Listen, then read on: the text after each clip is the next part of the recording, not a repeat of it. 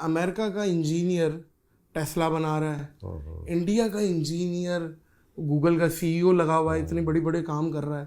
पाकिस्तान का इंजीनियर इस टाइम क्या कर रहा है? पाकिस्तान का इंजीनियर इस वक्त बेरोज़गार है। इसलिए बेरोज़गार है कि जो गवर्नमेंट पॉलिसीज़ हैं और उसके बाद जो उसको पढ़ना चाहिए वो उसको नहीं पढ़ाया गया। अच्छा जी, जो उसको पढ़ना चाहिए इंटरनेशनली जो इस वक्त सेल हो रहा है मार्केट के अंदर, वो आज पाकिस्तान के इंजीनियर के पास वो एकेडमिक नॉलेज नहीं है। इसलिए ये ख़राबी हुई। और ये जो गैप है, ये गैप पिछले 3-4 साल के अंदर आया। इससे पहले ये इतना बड़ा गैप नहीं था। इससे पहले इतनी बड़ी अनएम्प्लॉयमेंट नहीं थी। दुनिया इतनी तेज़ी से बदल रही है, आप देखें ना जी, जो रेवोल्यूशन आ रहा है इस दुनिया के अंदर, नॉलेज का जो रेवोल्यूशन आ रहा है। हमारे पास इंजीनियर क्या दुनिया, हमारे पास किसी भी सब्जेक्ट के अंदर जो आर्टिफिशियल इंटेलिजेंस है, जनरेटिव जिसको एआई कहते हैं, वो किसी भी तालीम में नहीं है। और अमेरिका की 3 साल की बच्ची स्कूल के अंदर जाके उसको जनरेटिव एआई पढ़ाया जा रहा है। मेरे कज़न के बेटी और बेटा आए हुए थे 4th और 5th क्लास यूके से, तो मैं उनसे जनरल किसी और से टेलीफोन पे बात कर रहा जनरेटिव एआई के बारे में, पाइथन लैंग्वेज के बारे में। तो वो आ गई बेटी, तो उसने कहा कि मैंने पढ़ा हुआ, मैं पढ़ रही हूँ। जो ऊपर वाला 2 साल सीनियर, तो उसने कहा मैंने तो सीख भी ली। नहीं करे। पाकिस्तान के इस वक्त किसी इंस्टीट्यूशन के अंदर किसी को पाइथन लैंग्वेज का नहीं पता। ये मतलब आप डायरेक्ट अटैक कर रहे हैं यूनिवर्सिटीज़ में? ऑल की बात कर रहा हूँ मैं, इंजीनियरिंग यूनिवर्सिटी की बात कर रहा हूँ। पाकिस्तान इंजीनियरिंग काउंसिल रेगुलेटर है। अच्छा, इसको भी करना चाहिए था। उसके हट के जो दूसरी यूनिवर्सिटीज़ हैं, artificial intelligence, but it is a data analysis. जो डाटा एनालिसिस है वो हर फील्ड का चाहिए। मेडिकल का अलहदा चाहिए, इंजीनियरिंग के लिए इलेक्ट्रिकल इंजीनियर को अलहदा चाहिए, मैकेनिकल को, सिविल इंजीनियर को अलहदा चाहिए। हमारे पास हमें इस दुनिया डाटा की बात आप पर जा रही है।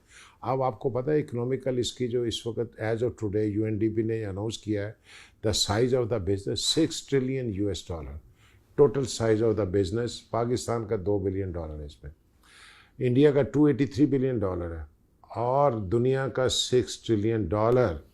और by 2030 it is going to be $16 to 18 trillion. हम कहाँ खड़े हैं? और इसके लिए किसी फैक्ट्री की ज़रूरत नहीं है, प्रोडक्शन लगाने के लिए, मशीनें इंपोर्ट करने के लिए कोई कॉटन की ज़रूरत नहीं है, रॉ मटेरियल की ज़रूरत। रॉ मटेरियल इसका क्या है? इंसान का ब्रेन। और सिस्टम शिफ्टिंग कहाँ पे? एक लैपटॉप के ऊपर। इंजीनियर साहब थोड़ा सा पीछे फिर आए। अभी आपने एक बात की बड़ी इम्पोर्टेंट कि हमारे इंजीनियर जो निकल रहे हैं वो सही प्रोड्यूस होके निकल ही नहीं रहे। बिल्कुल नहीं निकल रहे। उनको तालीम वैसी नहीं मिल रही है, टेक्नोलॉजी वही चीज़ें नहीं मिल रही हैं जो इस टाइम जदीद और जिद्दत वाली चीज़ें जो बाहर यूज़ हो रही हैं। ऐसा ही है। ऐसे ही। तो ये फिर इसका मतलब है, ये तो लोग बड़ा मुतनफ़िर हो जाएंगे कि यार ये तो फिर पढ़ाना चाहिए इंजीनियरिंग मज़ीद।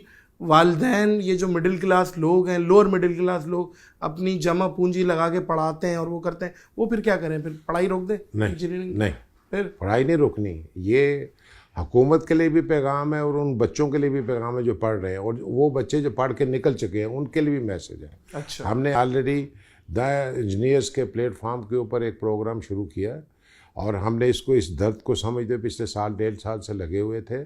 इस वक्त कल एक लेक्चर हो चुका है सिलिकॉन वैली, कैलिफोर्निया, यूएसए से।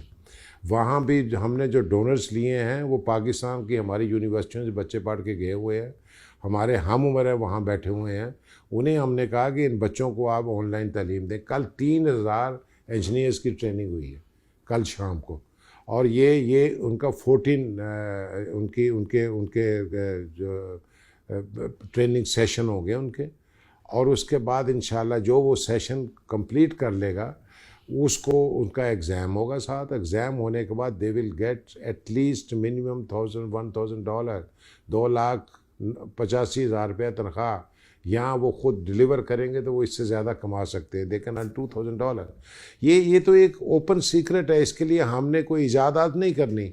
हमने सिर्फ जो दुनिया की इस वक्त जो 5th जनरेशन का नॉलेज है वो उनमें ट्रांसफार्म करना और पाकिस्तान को ऊपर लेके जाना।